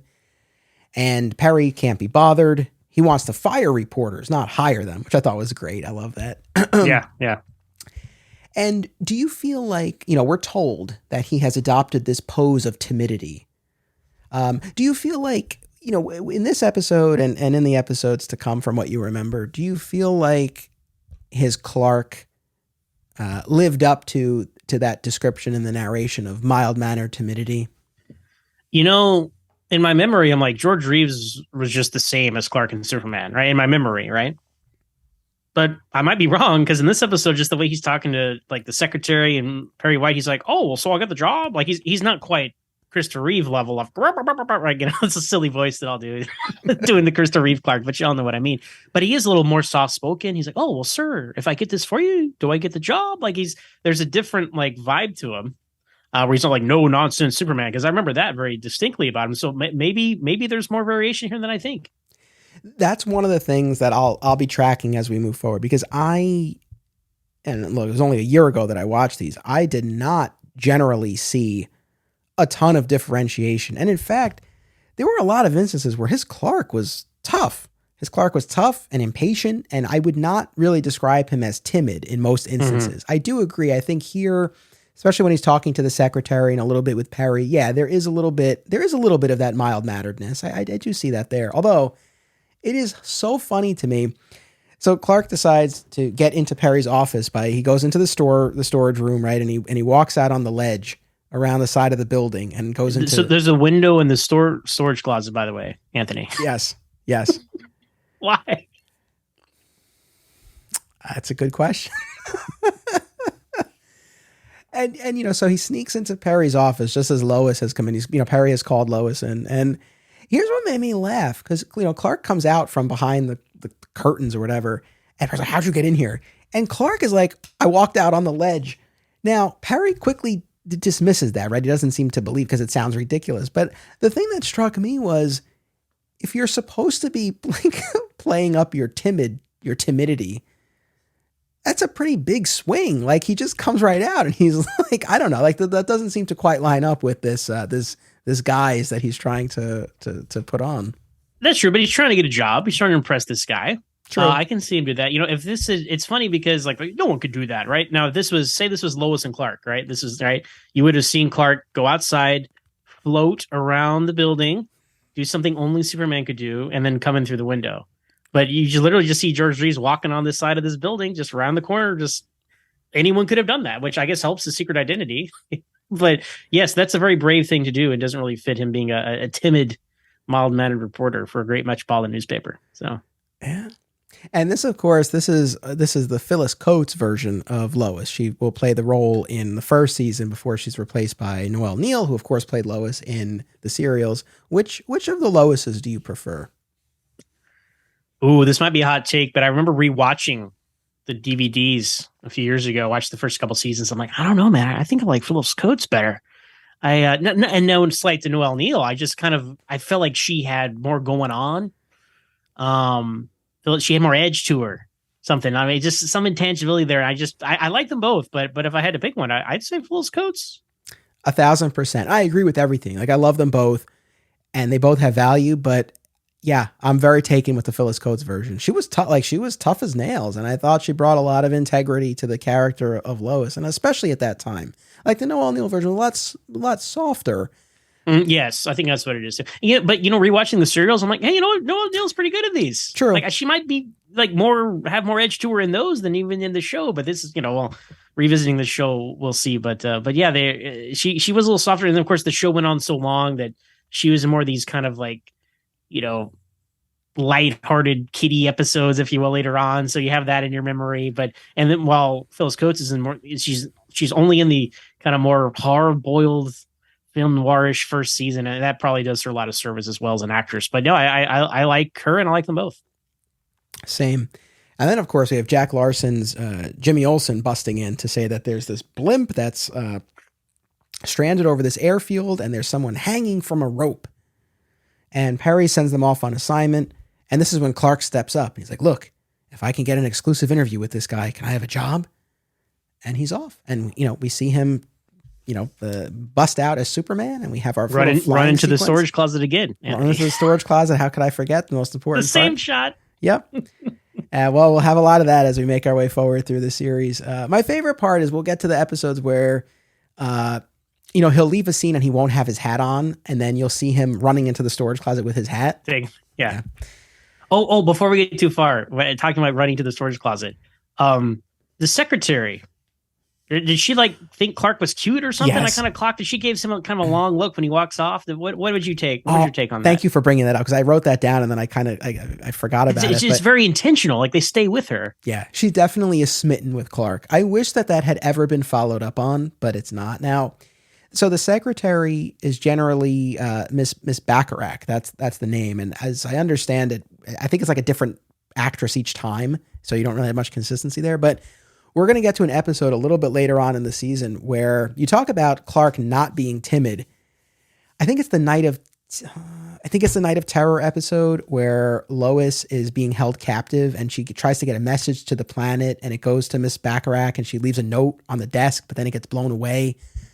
And when Clark shows up, like he's very forceful with her. Like he's like, where is she? Like he's like, again, not that timid, mild mannered Clark that you would think, but I believe that was a different actress. But to your point, have a vague memory of this. Yeah. Of like just him just like shaking some woman in an office, right? Is that what that is? Yeah. That's amazing. Because like somebody left her a message, like Lois left a message, and okay, all right, Yep. so it's starting to come back to me now. So I feel like Tom Welling doing Talkville. It's all starting to come back to me now the more we talk about it. No, the Betty Brant of Superman, right? To use a Spider-Man analogy, this character could have been. That's a character. I mean, maybe that's why they don't do it. Like in other versions, like I don't know, Spider-Man's got the whole Betty Brant thing going on. But that's if you want to fill out your Daily Planet staff, they're always looking to do that, right? You got your Ron Troops over here, you got your Cat Grants over there. Like let's have Perry's, administrative assistant, as it would be today, Anthony. So yes, no, of course it would not be secretary today, but at the time.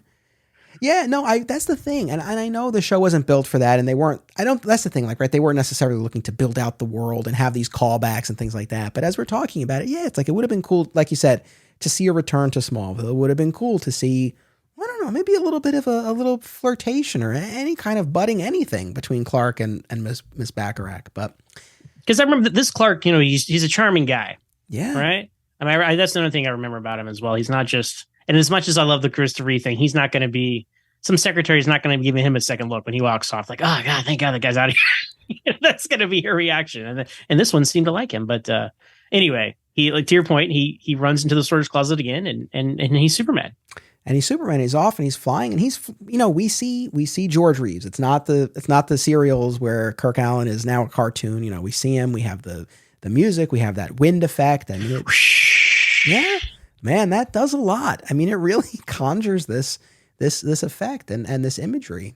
And this also made me laugh. So, we see Superman flying, then we cut to Jimmy and Lois and the driver. Right? Oh, so good.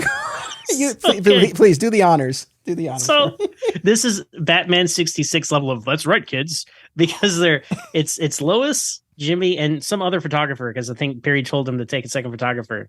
And Jimmy's driving, and Lois is like, hurry up, Jimmy. He's like, oh, gosh, Miss Lane, the speed limit's 35. I don't want to get a ticket. She's like, huh?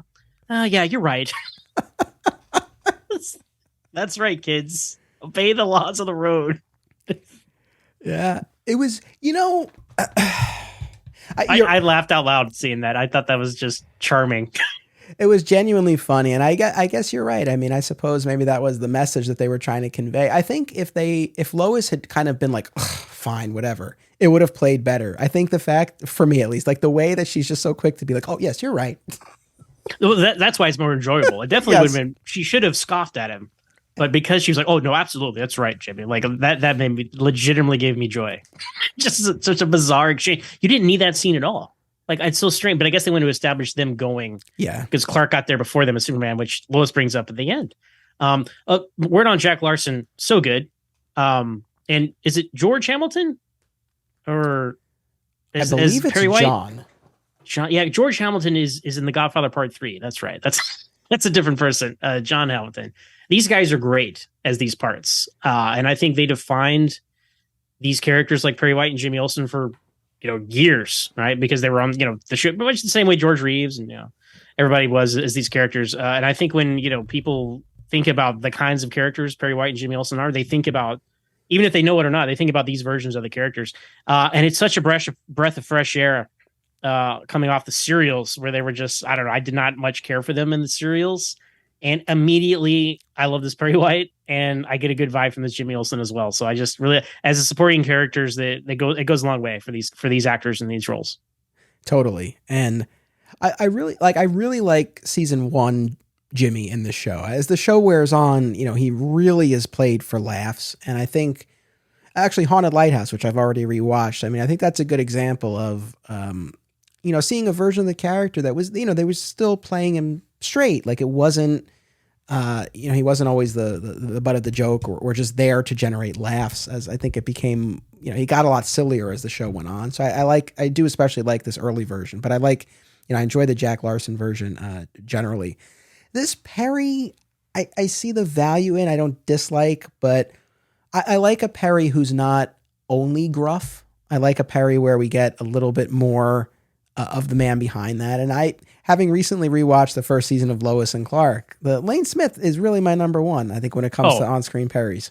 No question. Lane Smith is the gold standard. He's so great. He has a lot of facets to him, especially earlier in the show. And the whole Elvis thing is fantastic as well. It's just such a well, I don't know, it just fits so well. It's got to be an Elvis fan and leaning into all that.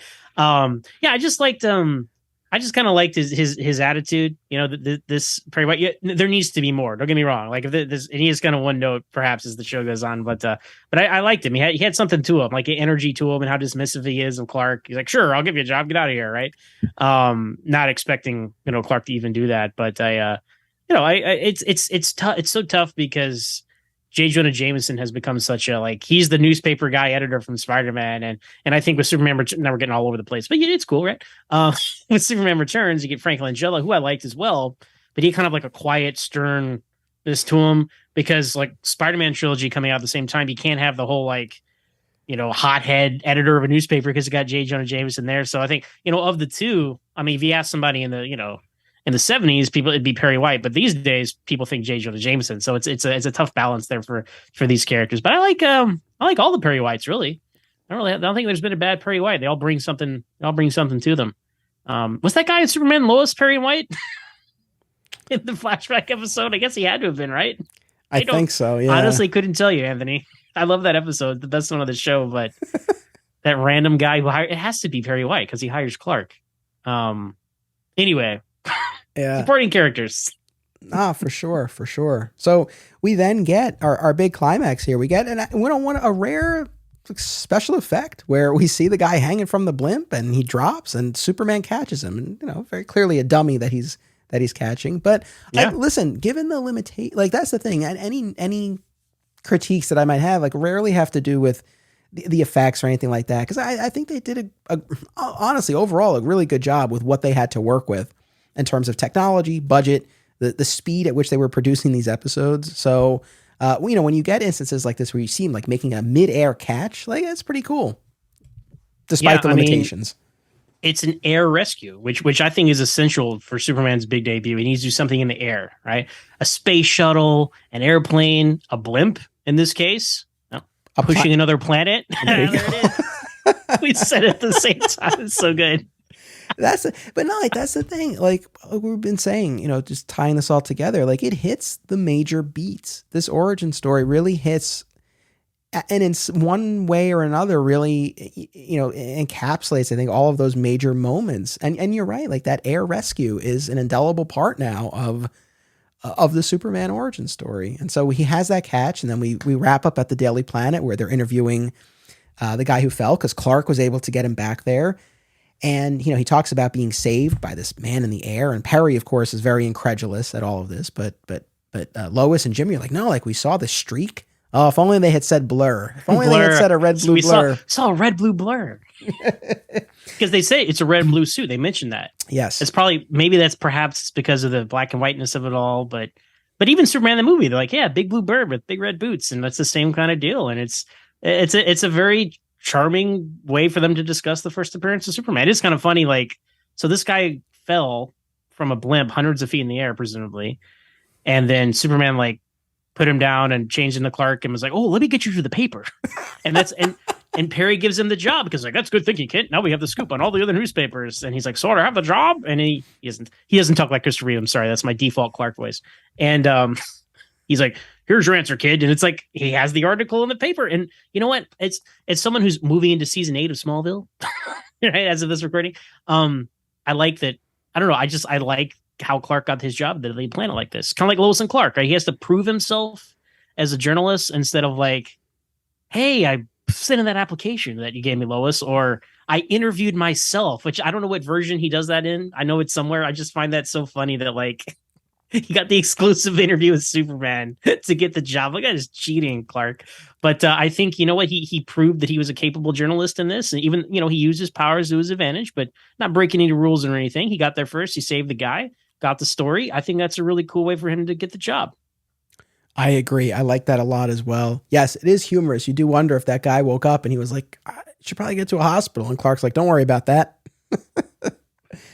But, in all seriousness, like one of the things that I do remember from watching these, you really do see the supreme place of prominence that the Daily Planet occupies in the city. Right? I mean, Perry White's always on the phone with the police commissioner, and the people are very like deferential. 5 phones on his desk in this episode. I found that funny. He was answering the wrong phone, and there's a pager, like little things like that. You're right.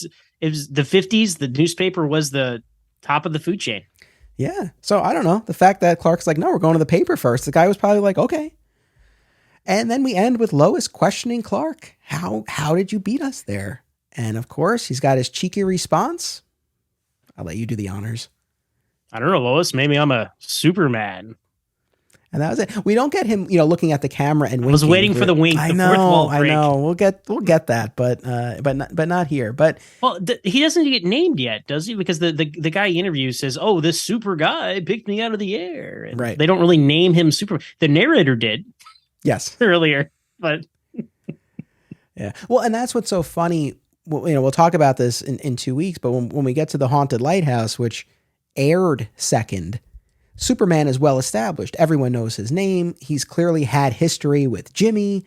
So again, the choice of when to air these is kind of baffling to me, but certainly beginning with Superman on Earth makes total sense. Before we get to our rating, I'm going to debut a little rating system here on the show. Very exciting. But before we do that, any concluding thoughts, anything about this episode that we didn't talk about that you wanted to? No, I think we hit on everything. It's fun to talk about one of these shorter. This is half the length of a Smallville episode, and we talked just as long. But this is the first episode. Obviously, there's a lot more to delve into, like Superman mythology wise, comparing this to that, the origin story, obviously, and yeah, it's interesting. I never thought about it in these terms before, but if you look at this episode, it's like, they took this episode and they remade it for Superman the movie, like beat for beat. Like you spend.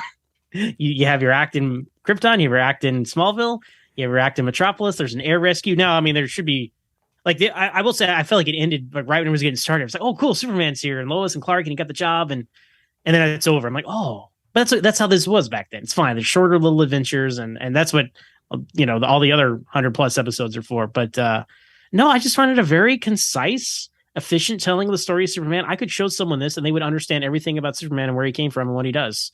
And that's quite a feat for a show from 1952, I think. Absolutely, I echo all of that. So this will be our rating system. At the end of each episode here, we will give our rating. And since I love the fedora look for the character, I'm going to go with fedoras here. So we'll have a rating system 1 to 5. We can go halves if you want, but on a scale of 1 to 5, how many fedoras would you give Superman on Earth? Of course, 5 being the best, 1 being the worst. I'd give it 4 fedoras. I think it was really solid. I mean, we had a little fun with some of the, the narration and montages and choices like that. But I think on the whole, this is a very ambitious thing to attempt. And like I said from the top, I was surprised they even did an origin episode. So I think for what they set out to achieve, they did a really good job. So I'm going to give it 4 out of 5 fedoras. All right. Right on. I'm very close. I'm going to give it 3.5. I'm going to go 3.5. Just because I guess I know, I feel like I have a good sense of what my 4s and 5s are going to be. And I don't, and that's fair. Yeah. I have no idea. So, and I guess I gave the Smallville pilot like a B+ or something. So what do I know? But similar though, because I'm like, oh, well, I love Memoria and Rosetta, and like the pilot's not as good as those. And so now I look back at that, I'm like, oh, yikes, maybe I should have given the pilot a higher grade. But anyway, I totally understand where you're coming from. Yeah, but and that's the thing though. I guess it's a double-edged sword, because I look at this and it's like, it's not, I guess maybe in some respects I'm knocking it somewhat for not being representative of the show moving forward. But that's not really a fair criticism, because this has a different mandate, right? This was setting everything up and telling the origin. But I guess I still kind of have that in my mind. But it did, again, I'm going to go 3.5 out of 5. I think this was really strong, and really, for all the reasons that we said. I mean, I think it did justice to the origin story in one of the shortest runtimes that we've had the origin told within. It's really pretty incredible, And that's Superman on Earth, and that's our series premiere. I can't thank you enough for being part of this, man. This was a lot of fun. Absolutely, man. I really am honored to be in episode one here. And I got a question for you, Anthony. Are you going to do a tally board or anything over the course of this show? So we talked off mic. You gave me a lot of great advice. One of the things was, having some sort of reference guide, and thankfully we have serial to serial. For now, I'm not going to do the tally board, and the main reason is that the last time I recorded with you, I saw you tallying everything up, and I was like, this looks like a lot of work. So I think there's one or two things in mind that I might implement as we move forward, but for now, I think I'm going to refrain from the tally board. But I heard you. I did consider it, but for now, I think we'll do our rating system for sure. That's fun. Mm-hmm. I don't know if we'll have any tallies, but that might change. Let's see. You keep tabs on some of those things, but yeah, it's a lot of work. And our last time we recorded, I was like, oh no, I'm flipping through pages and stuff and all that. So no, I feel it. But no, this was a lot of fun. I'm gonna enjoy. I'm gonna try and they're 25-minute episodes. I'm gonna try and keep track with you guys and watch an episode every couple weeks to just kind of relive the show in this way, and then eventually get to areas where I haven't seen since I was a little kid, or maybe not at all, down in those later seasons. But no, this is I wish you well on this rewatch podcast. It's quite a journey. It's a different, like as you're already experiencing, it's a different flavor doing an episode by episode rewatch of a show, and I'm very excited to listen and hopefully be back. Absolutely. I look forward to having you back. I'll be hitting you up for more down the line. Don't you worry. But I thank you for, again, the inspiration and the advice that you shared. And you're right. I mean, it flexes a different podcast muscle, and I like doing it. It's a lot of fun so far. Folks, I hope that you enjoy. I hope that you come along for this ride. Again, make sure you are subscribed. That's the best way to make sure you never miss an episode. So subscribe. We're on all the major podcast platforms. Again, connect on social media. If you want to join the Patreon, it's patreon.com/Anthony Desiato. We have a bunch of exclusive episodes, and it really does help support the show. And some of the higher tier perks include on-air questions and comments like you heard earlier. But most importantly, I hope you enjoy. I hope you, if you're able to, you watch along with us. Though I will say, and then I will really wrap this up, I'm designing these episodes such that, because I know not everyone has access, or maybe even if you do, you might not have the time or the inclination to be rewatching all of these episodes. So that's why we're going scene by scene. So if you're not watching along with us, we're still taking you through the entire episode. That's the goal. It would be so, man, I'm thinking about like talking about catching up with you and or keeping along with you guys when you cover episodes. It would be so much easier if it was on an app somewhere, so you could just be laying down on the couch and just click on HBO Max, and I got to get up and open my DVD box set, put it in. How lazy does that sound? But really, though, I mean, just the accessibility and the efficiency of it. Like I experienced the same thing. I started Smallville, Always on Smallville, my podcast, with Smallville not on streaming at all. And I was like, well, guys, hope you have the DVDs, right? I mean, that's, and so I was very methodical, like going through everything, and then I think about just over a year later, Hulu picked him up. I'm like, oh, this is great. It's going to be so good for the podcast. And maybe it was. I don't know if that really increased my listeners for any. I don't know if people came from that or anything, but that was a big thing to have people, just the accessibility of it. And who knows with the way Warner Brothers and whoever owns them now, what the feature of their streaming services are, who knows when this will be available on streaming again. But I hope it is. It was available on DC, on the very short-lived, you were gone too soon DC Universe app, which also had the Flash and Superboy and everything you could ever think of. So hopefully that will come again, because I think this is a show that it deserves to be in circulation still. People want to check this out. This is a huge historical landmark for the character, and it should be out there for the people to watch. So there you go. Amen. That's the thing in terms of the history, the mythology. This show earned its place, and it should be available. It should be celebrated. It should be there so that new generations could come to it, whether they fully immerse themselves in it and they become fans, or even if they just watch out of curiosity or to get a sense of this version. So look, you never know. If this podcast really takes off, maybe this will get the attention of David Zaslav or the appropriate parties, and we'll see something happen. I don't necessarily expect that, but if nothing else, we're shining a light. We're creating a place to have these discussions, and that's the goal. I hope that everyone checks out Zach's podcast, Always Hold On to Smallville, available on all major podcast platforms. You have a Patreon available, out there on social media as well. So I hope people will connect. Is there anything in particular that you want to direct people towards or plug? No, just I'm excited to get into the Metropolis years of Smallville. So check us out on Twitter at Always Smallville with one S, Always on to Smallville. And we have a Patreon where we talk about other Smallville things, other superhero things. So just check us out over there as well if you enjoy what we're putting out. And then Anthony is going to be on, we've already recorded it, and it's going to come out in the not too distant future. But the first episode of season 8, Odyssey, the impossible Odyssey of Smallville season 8 begins. And we had a great conversation about it. And you'll be back on again down the road for Smallville. So we have a mutual love of Smallville and Superman, and I'm glad we become friends in podcasting here and can have some fun together talking about our favorite character. Likewise, man. Well said. Well, thank you, Zach. Thank you, audience. Really, thank you for joining us for the series premiere. We'll be back in 2 weeks. I'll be joined by Tyler Patrick, host of the Krypton Report podcast, and we'll be talking about season 1, episode 2, The Haunted Lighthouse. So make sure you join us for that. Adventures await. Support the show and receive exclusive additional content, including my DC movie rewatch podcast at patreon.com/Anthony Desiato. Thank you to all patrons for enabling me to produce this show. Also, be sure to explore the other shows within the Flat Squirrel Podcast Network, which is home to Digging for Kryptonite, another exciting episode in the Adventures of Superman, Summoning the Zords, and My Comic Shop History, all hosted by yours truly. Subscribe for free wherever you get your podcasts. Visit flatsquirrelproductions.com for more. Thank you all.